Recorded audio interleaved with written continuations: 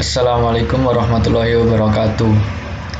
Di sini saya Rifai Budi Hartanto, NPM 1851040317 dari kelas MBSE akan menjawab ujian akhir semester mata kuliah Sistem Informasi Manajemen ini.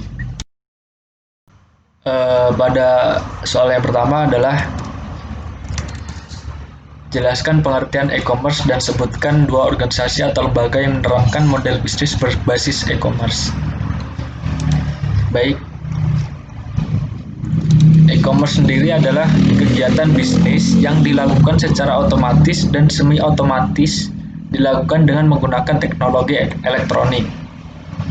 E-bisnis ini memungkinkan suatu perusahaan untuk berhubungan dengan sistem pemrosesan data internal dan eksternal secara lebih efisien dan fleksibel.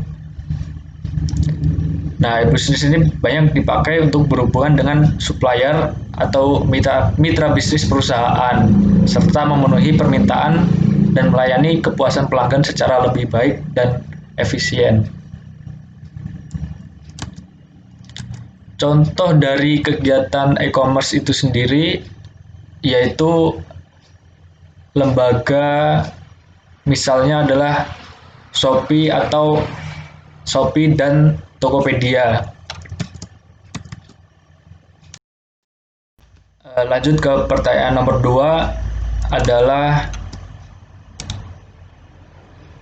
jelaskan pengertian e-government dan sebutkan dua organisasi atau lembaga yang menerapkan model bisnis berbasis e-government.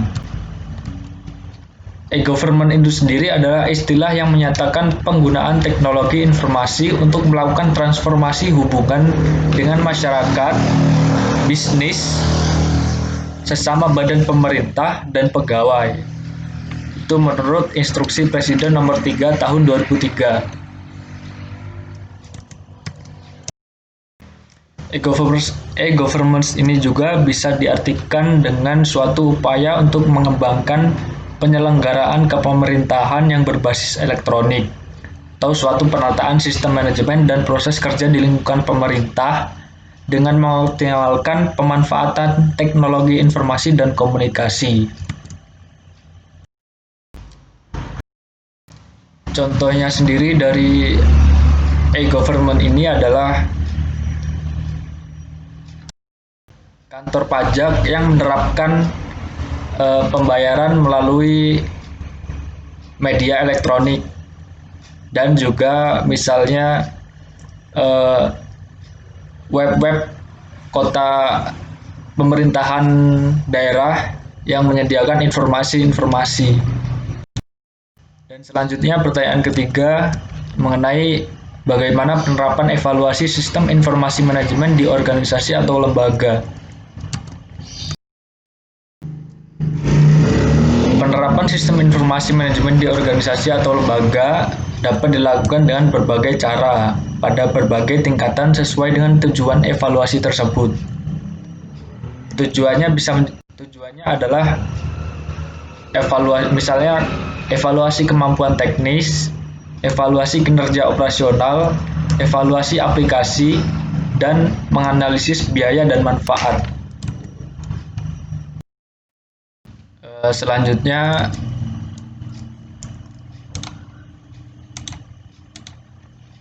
umpan balik seperti apa yang dapat dilihat dari penerapan evaluasi sistem informasi manajemen.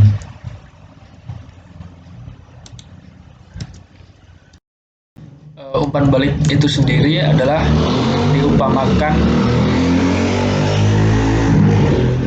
kepada berbagai pihak yang berkaitan dengan manajerial organisasi, termasuk pada para pemodal, pemilik saham, manajemen puncak, para pemimpin suatu usaha, dan lainnya.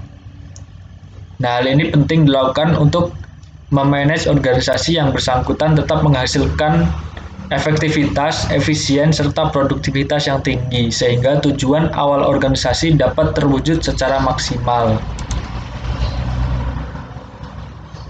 Nah, umpan balik yang diterima ketika menerapkan evaluasi sistem informasi manajemen itu adalah untuk mengukur mutu kinerja dari suatu informasi manajemen tersebut.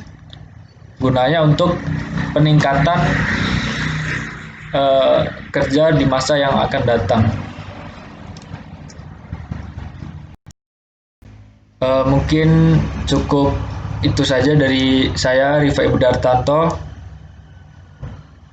Kurang dan lebihnya saya mohon maaf. Wassalamualaikum warahmatullahi wabarakatuh.